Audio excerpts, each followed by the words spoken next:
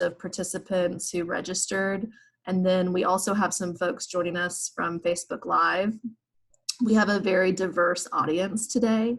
We have a good mix of advocates and also, and who this presentation is really geared towards are individual consumers who may be looking for assistance during these times. But I think if you're an advocate, this will also be relevant and helpful by giving you information that you can take back to consumers that you're working with.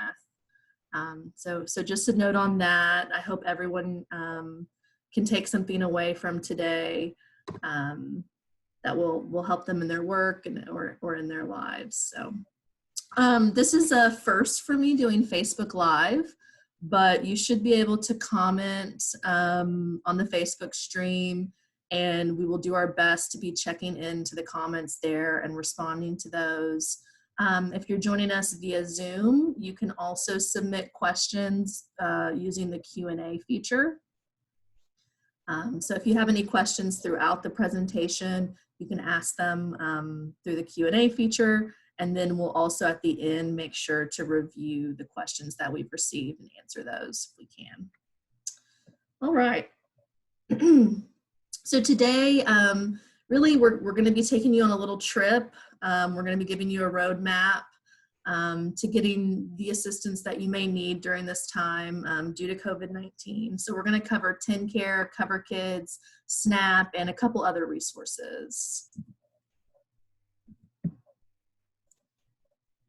I'm Mary Moore. I'm the casework supervisor at the TJC. There's my email on the screen, my direct line, and I'll put these up again at the end of the presentation for you.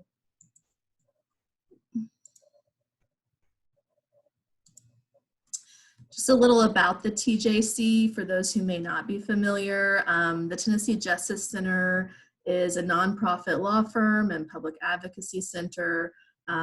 We take individual cases, about 1,500 a year. That's the team that I'm on, is the individual casework team. And then we also do public advocacy, and our casework informs that advocacy. And we'll talk a little bit more throughout the presentation about all of the things that TJC can help with. But as far as the individual casework, if you need help with any of the programs that we're going to talk about today, you can reach out to the TJC and see if we're able to help you. All right. I lost my job and I need a COVID-19 pandemic survivor. So I just wanted to take a minute to acknowledge that this is a really difficult time for a lot of us. I know we can get kind of caught up in just pushing forward and getting through the day and the week and the month, but you know, as it sets in that this is our reality, I think we just deserve to take a moment, take a step back and realize that we're all doing the best we can. It's a difficult time. We're seeing unprecedented unemployment in our country. It's okay if you need help. TJC is here to help in any way we can. And part of that is that we've updated our website to include some more self-help type information to really get you started on what you may be eligible for and how to go about getting it and how to go about getting help with that. Those resources are all available on our website. That's tnjustice.org. We have a COVID-19 tab full of COVID-19 specific information and how to find assistance. And then we also, under our Need Our Help tab, have information about all the services that we offer and programs that we help with. So I encourage you to take a look at that website and those links if you have any more questions. A lot of the information that we're going to be covering today is available there. So what are we going to be talking about today? Really, we're going to be talking about getting help accessing some of the most basic needs that we all have. If we need healthcare, if we need help with buying food, and if we need help paying for things. Okay, so when we look at healthcare, and what healthcare options and programs might be available to you, the first thing that we really do is look at who is in your family, because a lot of what determines what options you may have is your household makeup and your household size. So if you're a single person or you have no kids under the age of 18 in your home that you're taking care of, and you've lost your employer coverage, then your option that you're going to be looking at is probably the marketplace. We'll talk a little bit more about that. If you're a parent or a caretaker relative to a child who's under 18 living with you that you're taking care of, you have a couple more options. You could be looking at qualifying for either TennCare or possibly the marketplace as well. If you're a child under 21, TennCare is probably going to be the primary option. If you're under 19, and then some children who are under 21 also qualify for TennCare. If you're under 19, CoverKids could be an option if TennCare is not. And then the marketplace also covers children who are not eligible for TennCare or CoverKids. So as you can see, just briefly, children have the most resources available, different programs they might qualify for. Really, every child should hopefully be eligible for something. Parents and caretaker relatives have a couple of options, and then single folks without children are mostly looking at the marketplace. And when we talk about the marketplace, we're talking about the federal marketplace, which is found on healthcare.gov. In order to get insurance on the marketplace, you cannot have access to other insurance. So if you've lost your employer coverage, you would be eligible to go onto the marketplace now because you don't have access to other insurance. But if you still have access through a spouse, for example, you may not. On the marketplace, you're going to be looking at a group of private health plans to choose from. You're going to see insurance companies on there like Blue Cross Blue Shield, Bright, Cigna, some pretty well-known health insurance company names. The thing that makes marketplace coverage affordable is that there's help paying for plans available. There are some stipulations with that help. And that help they're called premium tax credits. So you may hear premium tax credit or PTC sometimes. Some people call it a subsidy. Really what it is just help paying for your insurance premiums. And then there's also some help available with deductibles and copays. The kicker with the marketplace is that there is a minimum income you need to possibly be eligible. And that minimum amount is 100% of the federal poverty level, or basically at the poverty line. And there's some income listed on the slide to give you a point of reference. For a single person, that's a little under $13,000 a year. Most people who are on the marketplace will pay monthly premiums for their insurance, again on a sliding scale based on their income. And then they'll also pay copays when they go to the doctor for the most part, besides for preventive care. When we look at counting income for the marketplace, they're really wanting you to estimate your income for the year 2020. So you would want to include any income that you already earned in 2020 if you were working in January and February and even into March. You would want to include that. If you're currently receiving unemployment, that does count as income for the marketplace, including the extra $600 per week in the extra COVID-19 supplement to unemployment. And then you'll want to think about your expected income for the rest of the year. I know it's difficult for all of us to try to estimate our income for the rest of the year at this point because the time span of COVID-19 is so unknown, but they would ask you to make your best guess. That's the income you would put on the application. And then that's what your assistance would be based off of. And just a note, if you're already on the marketplace, but maybe your hours have been reduced or you've lost your job and you have lower income now, you do want to report that income change to the marketplace, especially if you're having trouble making your insurance payments right now. You want to be sure to call the marketplace and let them know your income has lowered so that hopefully your premium amount will lower as well and you can keep your insurance. How to apply. You do need a special enrollment period to apply for the marketplace right now. It's not open enrollment. For most folks, that special enrollment period is going to be the loss of health coverage. That's probably the most applicable one right now. And you have 60 days from the day that you lost insurance to take advantage of that. So you want to keep that date in mind if you lost insurance in the last 60 days. You want to go ahead and get in an application as soon as possible. There's other special enrollment periods you may be eligible for linked to other life changes, and a full list of those is available on healthcare.gov. In order to apply, you can call the marketplace. It's 1-800-318-2596. You can go online to healthcare.gov. That's the primary way. There is help available from navigators and other groups. Most federally qualified health centers have a certified application counselor on staff that can help. If you need any help getting connected to those groups, you can give us a call too. All right, now we're gonna look at TennCare and CoverKids. TennCare is Tennessee's Medicaid program that provides health insurance coverage to certain groups of people. This is the key thing with TennCare. You have to fit into one of these groups to qualify.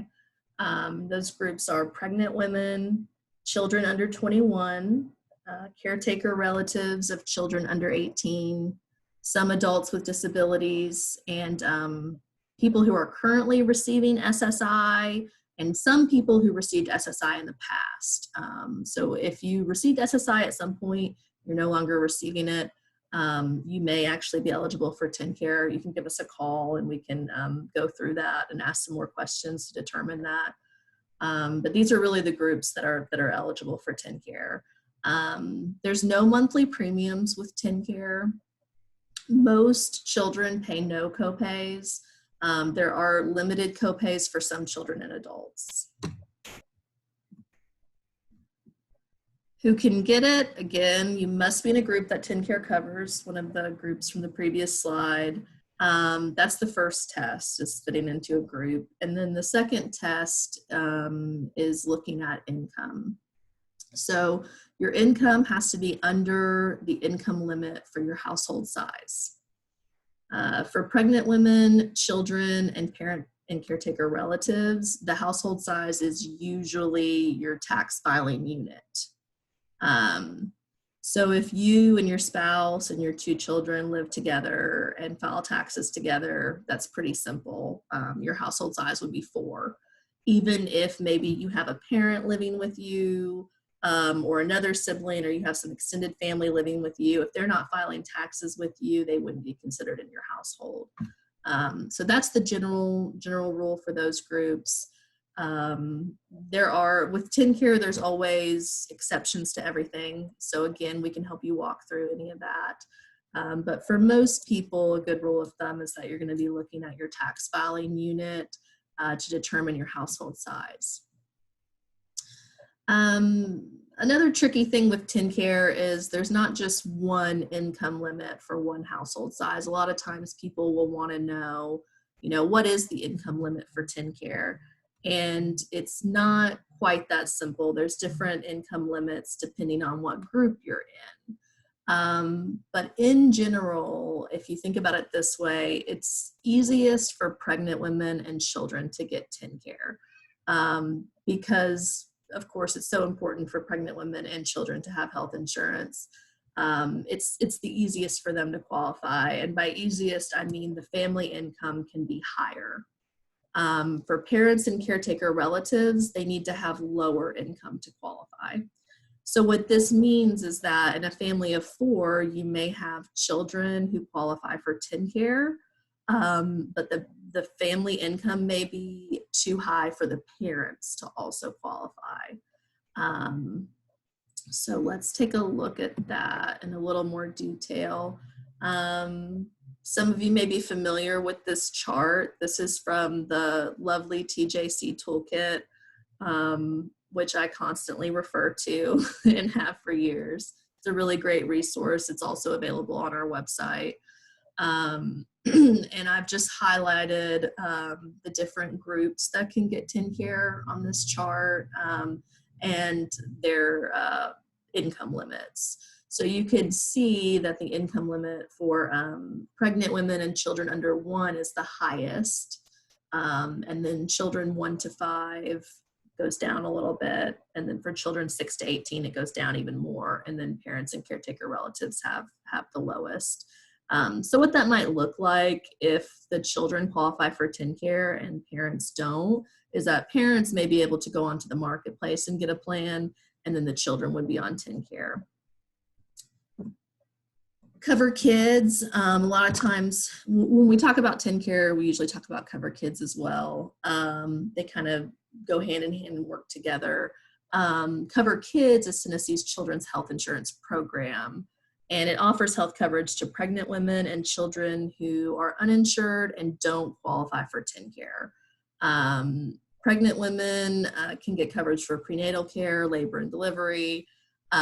What's very important about CoverKids coverage for pregnant women that I just want to emphasize is that there's no proof of immigration status required. So pregnant women of any or no immigration status could qualify for CoverKids coverage to cover their prenatal care and labor and delivery. With CoverKids, preventive health care is free. Sick visits and medication have very low copays. And it does include dental and vision coverage for children under 19. When we look at the income limit for CoverKids, it's higher than that for pregnant women, for TennCare, children, and parents and caretaker relatives. So essentially, if the income is too high for TennCare, you still want to look at CoverKids before going to the marketplace for children and pregnant women. Also a note for pregnant women, for TennCare and CoverKids, the unborn child does count as a household member. So you would add that for the pregnant woman only. Just some general guidelines and common questions when we talk about what counts as income for TennCare and CoverKids. The biggest thing to keep in mind is that eligibility is based on the current monthly income. And this is why so many folks may be eligible for TennCare and CoverKids for the first time right now. If you've lost your job or you're working fewer hours, you want to make sure that you're putting your current monthly income on the application. Even if you were earning more before you lost your job, that doesn't matter. They're really just looking at your current monthly income. So you could qualify for TennCare and CoverKids. Another detail that is, this is different than the marketplace, the COVID-19 unemployment subsidy, so the extra $600 per week in unemployment benefits does not count as income for TennCare or CoverKids. So you would still count the base amount, which could be up to $275 a week. That still counts as income, but the extra $600 a week does not. For most pregnant women, children, and parent caretaker relatives, child support payments received don't count as income. There's exceptions to that. SNAP, if you receive SNAP, that doesn't count as income. If you receive Families First payments, those don't count as income. SSI doesn't count as income. Other Social Security payments can. So those are just some general rules. Again, if you have any questions about what counts as income for TennCare or what you should be including on the application, you can reach out to us and look at our website. As far as applying for TennCare and CoverKids, the number one way that we recommend applying, if possible, is to do so online. The website is tenncareconnect.tn.gov. It's just a really good idea when you're going through the TennCare application process to create an account at TennCare Connect and apply through it, because you can monitor your application, the status of your application.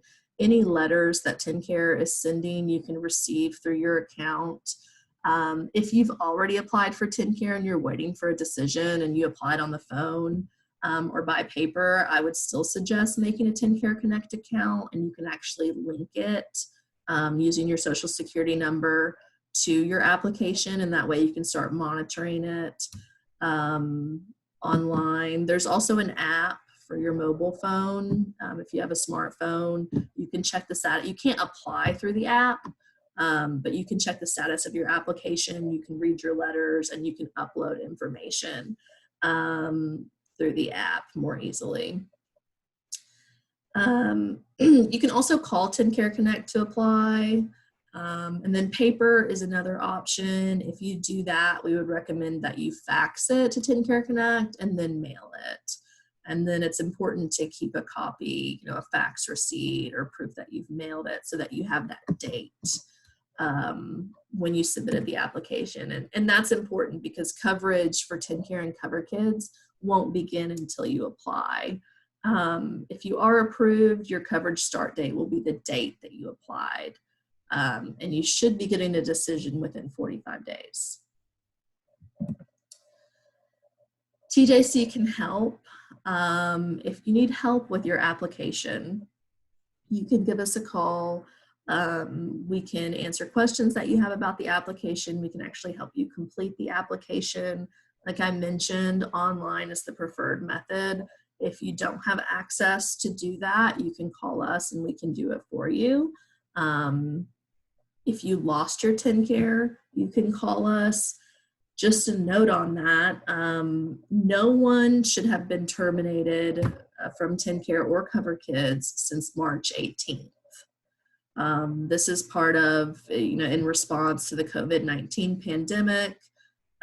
They've said that no one should be terminated right now.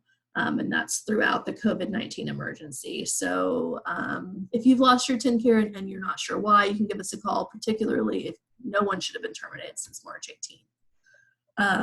If you applied more than 45 days ago and you haven't heard anything, you can contact us. If you need help with an appeal, so if you applied and it got denied and you're not sure why, or you don't agree with the reason why, you can call us. If you have TennCare, but you've been denied a treatment or medication or a service, you can call us. And again, you can call us at our phone number. It's 615-255-0331. Just a note, we are working remotely right now due to the pandemic, so most likely you will need to leave a voicemail. But we check those messages several times a day and someone will get back to you as soon as possible. You can also complete our online intake form. This is a new way for you to reach out to us. And it is at the bottom of the page at this link. If you go to tnjustice.org and you go to Need Our Help, at the bottom of that page, you'll see the online intake form. And on that form, you can indicate your preferred way for us to contact you, whether that's email, calling you on the phone, texting, and then your preferred time. And you can give us a little information about what you need help with. So if you've listened to everything so far and you're wondering where you fit in, and you're worried that maybe you don't fit into a group that TennCare covers, but you also think your income is too low to get help paying for the marketplace, you may be in what's called the Medicaid Gap. If you think you're in the coverage gap, or if someone has ever told you you're in the coverage gap, please give us a call. We will make sure to look at all possible coverage options to give you answers, to let you know what you may be eligible for. And if you are, in fact, in the gap, we may be able to connect you to resources in your area. There's about 300,000 Tennesseans who are in the Medicaid gap. Sure, that number is going up due to COVID-19. And TJC does a lot of advocacy around closing the Medicaid gap and expanding Medicaid. As far as COVID-19 testing and treatment, if you are on TennCare, COVID-19 tests are covered. There's no out-of-pocket expenses or cost sharing for COVID-19 testing or treatment. And telehealth and telemedicine has been approved for many services. I did get a question in the chat box. Does TJC have advisors to help people choose marketplace policies? We don't. We can help connect people to groups that help with that. They're the navigators, and their contact information, you can go back to it.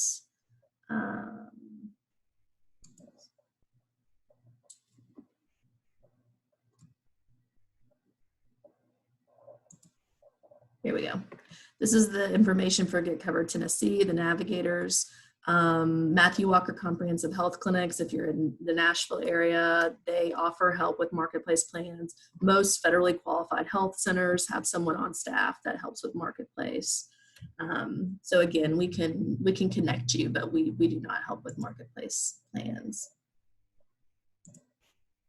You're welcome.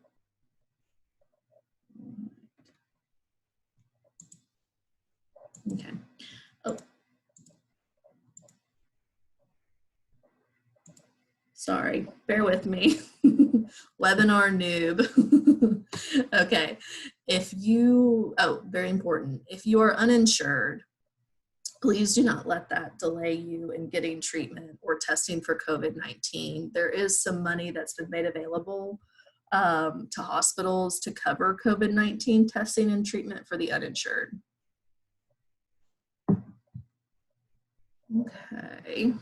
Reminds me I should probably check Facebook to see if you have questions coming in on Facebook. I will check them before the end of the presentation and be sure that we're answering those as well. Okay. All right, so we've gone through healthcare. We are going to touch on some other programs and resources that may be available if you need help right now. SNAP is this Supplemental Nutrition Assistance Program. It's also known as food stamps. Sorry, we got another question on the chat line about healthcare, so I'll answer that before we move on. The question is, in the TennCare application, should we include the extra $600 as income or not counted as income for unemployment? So the answer would be that it should not count as income. Rob, do you have any advice about whether it should be included on the application? You know, that's a really good question with it. I think you can go kind of two ways with it. If you exclude it, that's probably okay from not putting it on because it's supplemental for a TennCare application shouldn't count. However, if you do include it on there, I'd be really watching to make sure that, especially if you're applying online through TEDS, if they get denied eligibility, that want to make sure that the income is counted correctly. I mean, I'm sorry I don't have a better answer to that. I think the biggest problem is we don't really know how the back-end formulas that TennCare is actually using are making eligibility determinations. I've done some work looking at TennCare Connect, and they have made some changes and they have made some information available, especially with the economic impact payment. So I would like to think that they're excluding that $600 in the unemployment benefit, but there's just not really a good way of knowing. So if by chance you have included it, I would make sure that I'm checking the countable income on Magi if you get a denial, because that might be something that you want to appeal. And if somebody is denied and you think, well, this just isn't right, it's okay to file an appeal right away for that. And then we can kind of take a look at it to see. But for Medicaid determinations, if we really think the person's eligible, for Medicaid, it's not going to count. For people that, as Mary mentioned, are interested, they might be not eligible for Medicaid, but might be eligible for a premium tax credit. If you leave it off and it gets submitted to the marketplace, obviously that would count towards the PTC. So I think it's just something you really have to kind of be on top of to figure out if, boy, are they really, really underneath the income threshold? Then you can leave it out. Thanks, Rob. I agree. I don't think we know enough yet to know how they're counting it on their end. So if you include it on the application, I would be very watchful of when they ask for proof of income and you submit the proof, you can be sure to specify that this 600 is the subsidy. And they certainly should not be denied for being over income if they include that. Good question. All right, let's look at SNAP. Okay, so yeah, SNAP stands for Supplemental Nutrition Assistance Program. It's formerly known as food stamps, and I think still referred to as food stamps commonly. And we got one more question. Sorry, I'll close them for a second. The number at TJC to call about the Medicaid gap, we will go over at the end. It's just our main intake line. Okay. Sorry, got a little distracted there. SNAP can help families with buying groceries. Unlike TennCare, more groups can be eligible, so children and adults without dependents can be eligible. Under normal circumstances, there's a 3-month time limit for adults without dependents. I think they call it able-bodied adults without dependents, or ABOD. During times of economic crisis, like during the recession, they lifted it for a number of years, but it had been back in place for the last several years. That has been lifted during this time. So if you've previously lost SNAP because you hit the 3-month time limit, you can reapply now, because that's not in effect right now. Everyone who gets SNAP should have received the maximum benefit in April and May, and that may be continued. For right now, it's just for April and May. And just to give you an idea, for a household of 3, the maximum amount is $509 per month. People who receive SNAP usually receive it. It's on a sliding scale based on income. The minimum amount is $16 per month. But everyone, regardless, should be getting the full amount for April and May. As far as applying for SNAP, DHS offices have been closed to walk-in appointments. Due to COVID-19, those may be reopening, as part of the state plan to reopen. But online applications, they've said, are preferred. You can apply online. We've got the link up there through the Department of Human Services. All right, emergency cash assistance, and this has been made available in Tennessee through TANF, or the Temporary Assistance for Needy Families program. Most people probably know TANF in Tennessee as Families First. It's the name of the program. Families First is always available, but it's been expanded during this time.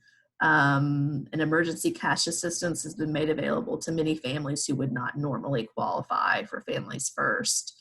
Families in Tennessee who were employed as of March 11th and who have lost their job or at least 50% of their income due to COVID-19 are eligible. Families have to have at least one dependent child under 18 or a pregnant woman in the family. So it's a program for families only. What you would be eligible for with the emergency cash assistance are 2 monthly payments. You can see it's $500 payment for a household of 1 or 2, $750 for 3 or 4, and it's $1,000 payment for households with 5 or more persons. The income limits are higher than is typical for Families First. It's set at 85% of the median income for Tennesseans. So there's some income listed for a household of 3, that's $4,356 a month. This is also the current monthly income. So if you were earning more than this previously in the year, but because you've lost your job or your hours have been reduced, it's less now, they're asking for your current income. There is a resource limit with this program. So you can't have more than $2,000 in resources. And you can receive both unemployment and the emergency cash assistance. Like SNAP benefits, you can start a family assistance application. It's the same link as the SNAP application through DHS. You want to go ahead and have your verifications ready to upload to the application. So if you have a letter of severance from where you lost your job, if you have pay stubs that show that your income has been reduced, your unemployment claim, and then checking and savings account info. So you actually want to have all those available so that you can directly upload with your application. You actually can't submit your application without uploading some type of verification. And then to check the status of your application, they have a phone number to call. Let's see, we got a question.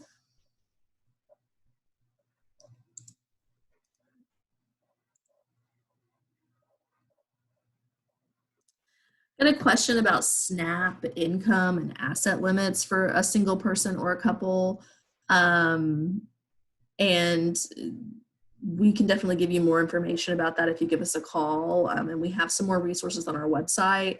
There's not just, with SNAP, the income is a little bit different because there's a gross income amount and there's deductions and a net income limit. For the aged and disabled, you can take additional deductions for medical bills and needs, so that is true. But if you could give us a call, we can give you some more detailed information on that. All right. And the other type of economic assistance that's available right now are the economic impact payments. You also hear these referred to as the stimulus payments or the stimulus checks. This is money from the federal government. Those with incomes under $75,000 per person or $150,000 for married couples are eligible. The amount is $1,200 per individual or $2,400 for married couples. And then there's a $500 stimulus per dependent under 17. For those with incomes higher than this, higher than the 75,000 or 150, the payment amount kind of scales down as the income increases. And then at a certain point, there's no more stimulus available. Most direct deposit payments have been received. So if you've filed taxes with direct deposit in years past, you receive those payments most people have already received those payments. Social Security recipients, a lot have already received their payments. It seems that some are still in line to receive theirs. And if you're receiving a paper check, which means that the government didn't have a way to direct deposit to you because you either haven't filed taxes with direct deposit or they don't have your banking information, paper checks are not going to be mailed out until June.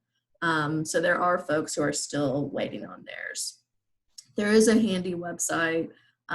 There's a web page on the irs.gov site you can go into and put your information in, and it will tell you the status of your stimulus payment, where it is. And there's also there was a link to put in banking information, but I think the deadline for that was on Wednesday. So I believe at this point, if they don't have your banking information, you're waiting on a paper check. Okay, there's been talk about, another round of stimulus payments coming out, but nothing's passed yet. So if you've already received it, that's it for now, unless they pass something else. All right, so now we can, we've got a couple more questions that just came in. I'll go over, but now is the time if you have any more questions to either comment on Facebook. I do have Facebook pulled up now so I can see your comments, or put them in the chat box or Q&A feature. We can go ahead and go over some questions. You can also email me any questions you have. I've got my email up there. Call me. Again, I would point you to our website. We've really taken some time to update our website in the past month or so, with more resources related to COVID-19 assistance and more self-help type resources. So I think we've got some really good information on there. I would encourage you to check out, to share it with the consumers that you work with. If they have any questions, I mean, you know, you may be a financial advisor at a hospital and know a lot about TennCare and CoverKids, but maybe not so much about the emergency cash assistance payments or SNAP. So in those cases, I would recommend that you refer folks to our website for more information. And again, they can always give us a call too if they have any questions. Right.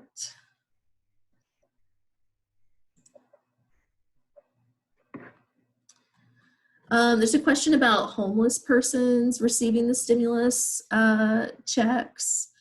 If you know, I don't think that there's a specific rule about homeless people receiving the checks or not. But if they filed taxes, then certainly they would, and they've used direct deposit, then certainly they would be able to get the check that way. If they haven't, then it would be mailed. And I realize that there may be a whole host of issues with mailing a check to somebody who may or may not have an address. And from my understanding, if people are not able to get the payment through direct deposit or through a paper check, and they are eligible, if they file taxes next year for this year, they will get it then. Rob, do you have anything else on that? Just in general, I mean, they are eligible to receive it. I think a lot of it's going to boil down to the individual. You know, are they receiving, like, for example, SSI? Are they getting benefits delivered another way, and might determine how they can get information, you know, actually get the payment to them.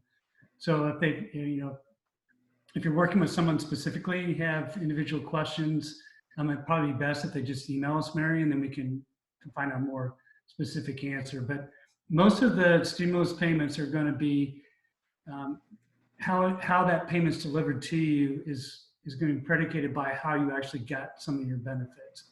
You get it on a card, for example, like a debit card. Do you actually get a deposit in a bank account? Have you filed taxes before? And it gets pretty complicated. So in a general sense, the answer is yes. Homeless people can get those. But I think it's how they're going to get it, or how they're going to be actually able to access that money is going to be a little more dependent on the individual. So my suggestion is, if you're working with someone specifically on that and there's a problem, please give us a call and see if we can track down some of the information for you. Thanks, Rob. We've been asked if a copy of the PowerPoint will be available, and yes, we will email out the slide deck to everyone who attended today, so we'll make that available.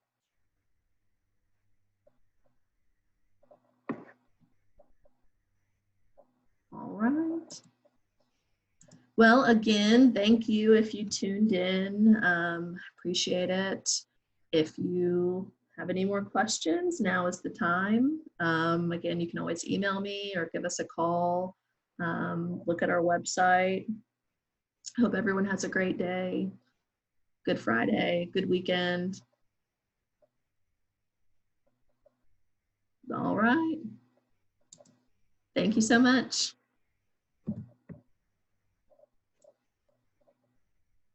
Oh.